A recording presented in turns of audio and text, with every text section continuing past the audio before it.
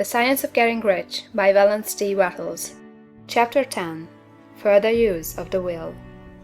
You cannot retain a true and clear vision of wealth if you are constantly turning your attention to opposing pictures, whether they be external or imaginary. Do not tell of your past troubles of a financial nature, if you have had them. Do not think of them at all. Do not tell of the poverty of your parents, or the hardships of your early life. To do any of these things is to mentally class yourself with the poor for the time being, and it will certainly check the movement of things in your direction. Let the dead bury their dead, as Jesus said. Put poverty and all things that pertain to poverty completely behind you. You have accepted a certain theory of the universe as being correct, and are resting all your hopes of happiness on its being correct. And what can you gain by giving heed to conflicting theories? Do not read religious books which tell you that the world is soon coming to an end.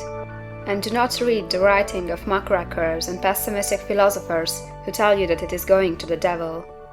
The world is not going to the devil, it is going to God. It is wonderful becoming.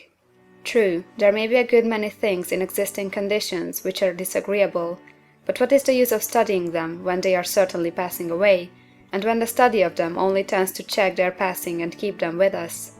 Why give time and attention to things which are being removed by evolutionary growth, when you can hasten their removal only by promoting the evolutionary growth as far as your part of it goes?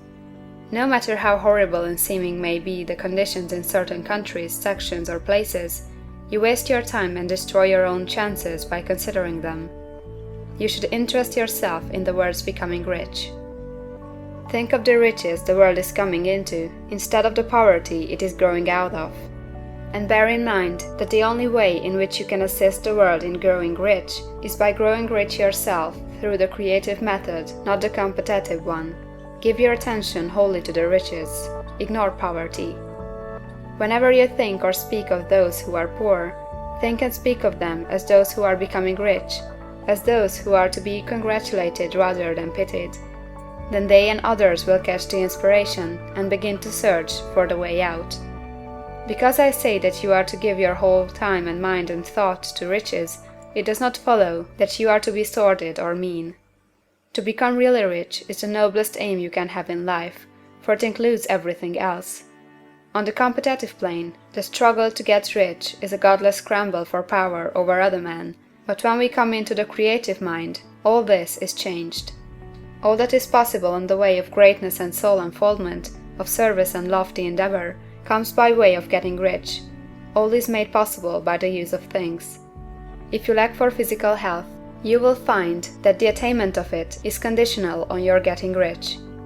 Only those who are emancipated from financial worry and who have the means to live a carefree existence and follow hygienic practices can have and retain health. Moral and spiritual greatness is possible only to those who are above the competitive battle of existence, and only those who are becoming rich on the plane of creative thought are free from the degrading influences of competition.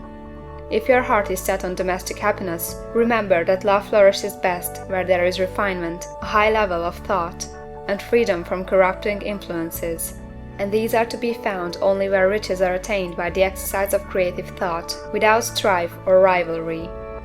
You can aim at nothing so great or noble, I repeat, as to become rich, and you must fix your attention upon your mental picture of riches, to the exclusion of all that may tend to dim or obscure the vision.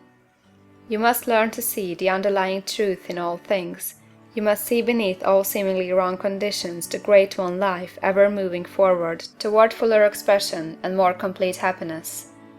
It is the truth that there is no such thing as poverty, that there is only wealth. Some people remain in poverty because they are ignorant of the fact that there is wealth for them, and these can be best taught by showing them the way of affluence in your own person and practice. Others are poor because, while they feel that there is a way out, they are too intellectually indolent to put forth the mental effort necessary to find that way and by travel it, and for these the very best thing you can do is to arouse their desire by showing them the happiness that comes from being rightly rich. Others still are poor because, while they have some notion of science, they have become so swamped and lost in the maze of metaphysical and occult theories that they do not know which road to take. They try a mixture of many systems and fail in all. For these again the very best thing to do is to show the right way in your own person and practice. An ounce of doing things is worth a pound of theorizing.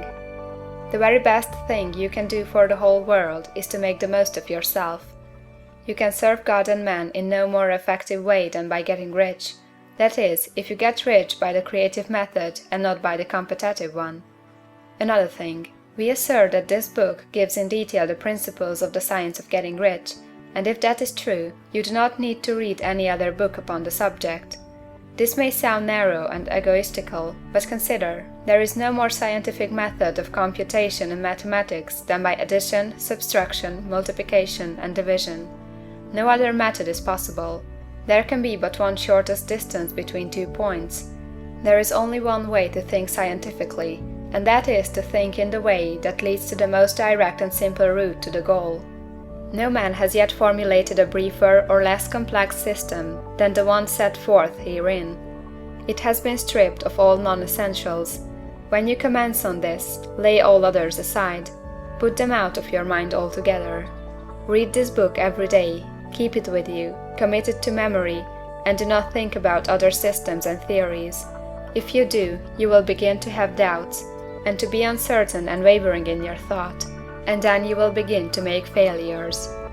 After you have made good and become rich, you may study other systems as much as you please, but until you are quite sure that you have gained what you want, do not read anything on this line but this book, unless it be the authors mentioned in the preface.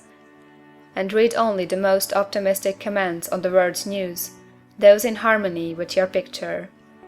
Also, postpone your investigations into the occult.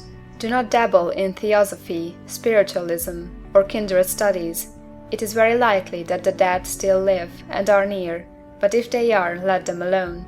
Mind your own business.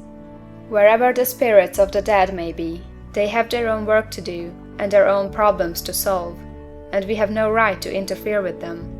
We cannot help them, and it is very doubtful whether they can help us, or whether we have any right to trespass upon their time if they can. Let the dead and the hereafter alone, and solve your own problem, get rich.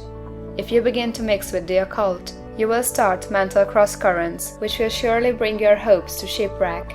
Now, this and the preceding chapters have brought us to the following statement of the basic facts.